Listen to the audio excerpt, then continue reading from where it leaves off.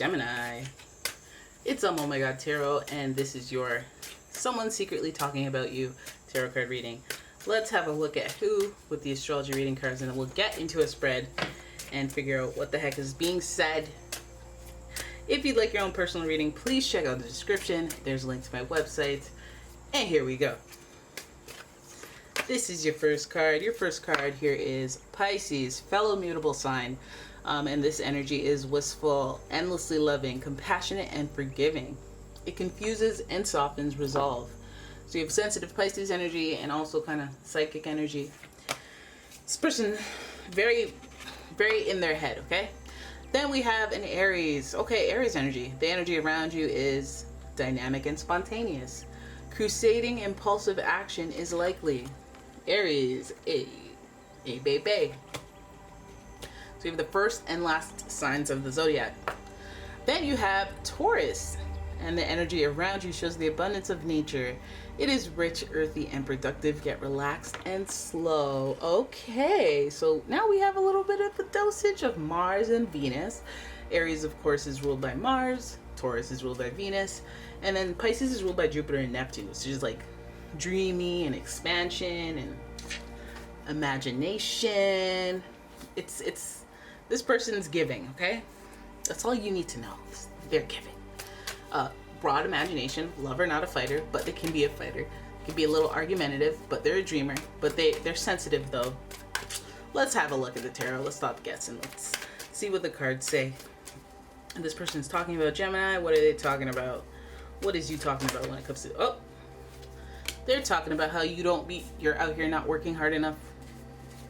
Usually you're supposed to be focused with this card, hardworking, and the work is supposed to speak for itself because you're too busy working.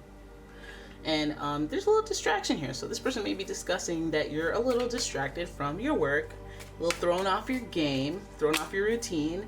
Oh, well, what a nice way to be thrown off your routine. We have the Wheel of Fortune, a twisting of fate. Maybe you've gone from a place where you were the top performer at work, and I'm not saying this is necessarily a work reading, but like, for example, you were a top performer. Last couple of months, you've been off your game. What's going on? You know, it's when the tides change. Maybe somebody that, you know, you weren't attracted to before, and now you're like, oh, wait a minute now. When I squint my eyes and tilt my head a little bit, oh, hold up. Look at you. You know, things are, day is night, black is white, up is down. You know, it's a topsy-turvy type of situation, but let's keep going and see what this is truly about. Indecision. What? We're talking indecision. We're talking softball. Two of Swords, indecision. But at the same time, this card's in reverse, so it might mean normally indecisive. Now you're decisive. Now you're decisive. Let's keep going, because the Wheel of Fortune can set us in so many directions here. We have the Ace of Coins in reverse. We're all reversed right now. Right now. Oh, the Ace of Coins card is actually kind of pretty. Look at that.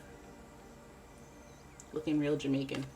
But yeah, that looks pretty. Ace of Coins, a new opportunity, which is good, but it's in reverse, so it's delayed. Okay, there might be a situation that's been long overdue. No problem there. And finally, we have the Magician. Okay, long overdue. We've been manifesting. That's fine. We've been communicating. That's fine. All right, so let's look at this reading as a whole and like giver. So again, this person's talking about you because I feel like this person's sensitive and they may be reactive.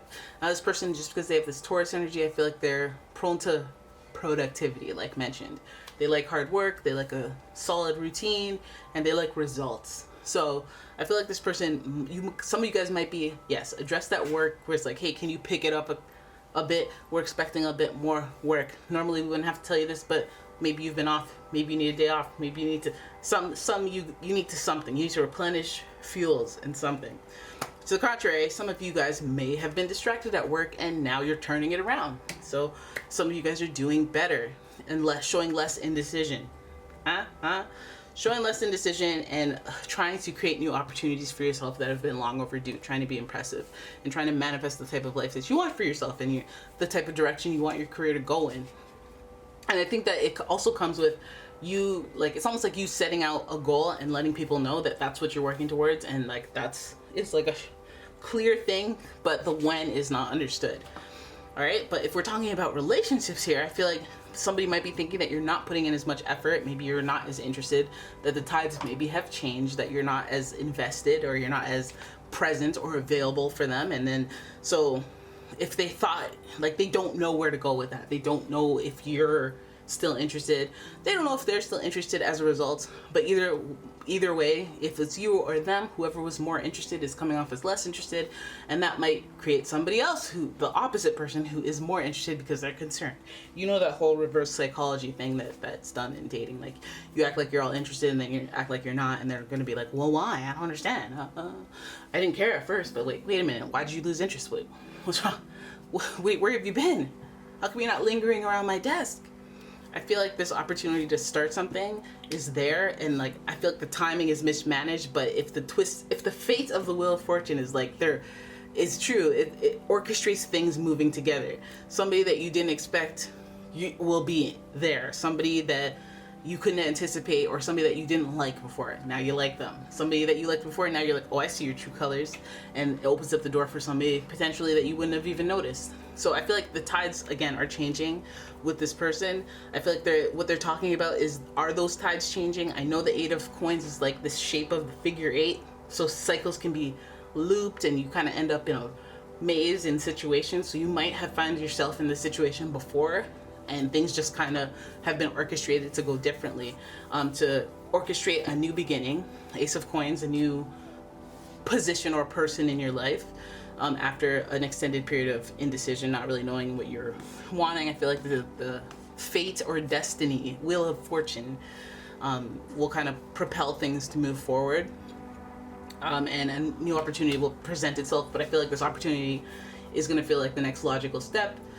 It'll feel like either a person or just an opportunity for your lifestyle to be different. Maybe I'll try moving. Maybe I'll be presented with an opportunity where I can relocate, have a new job, or have different people around me, have like just an opportunity for you being presented. Something that you maybe wanted before, and now it's being presented instead of back then, or something that you thought should have happened a long time ago. But either way, it's like a delay of some sort. The Magician here is about communication and, again, manifestation. We're gonna see communication happening with the person talking about you directly, which is nice, which is nicer than most of the time, which is they're talking about you, but the Magician is showing that the communication is, you know, triumphant. They're able to have a conversation with you, and they're able to let you know what their intentions are and how to, again, manifest. This is a huge manifestation card. It's upright, it's not in reverse, so we're still looking on the positive ends of things. It's also very interesting that there's an infinity wheel. Or sorry, not infinity, affinity wheel right here, looking like an 8, right? We have the 8 kind of symbol, top and tail, so it feels like an infinite loop. But it makes me feel like it's like you're going on to a cycle that is bigger and better, but it's like the same cycle but bigger and better. So this to me is like when you get a promotion, you're working in the same company but in an expanded thing. You're doing kind of the same thing, but it's just a bigger goal. Maybe you're in a relationship and things change and they're expanding, but you have the same-ish relationship on a broader level. So like, but now we live together. Same relationship, now we live together. Now, then you go from living together, same relationship, now we're married. Same thing, but we're just kind of expanding.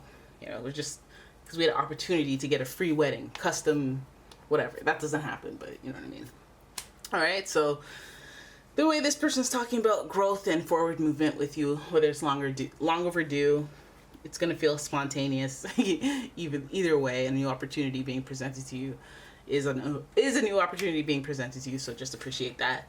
All right, so there it is. That is your reading. I hope you enjoyed it. If you did, please give the video a thumbs up and subscribe to my channel. Leave a comment, share the video, and if you'd like your own personal reading, please check out the description. There's a link to my website, as well as a link to my Etsy shop. And I will see you in the next one. Bye-bye.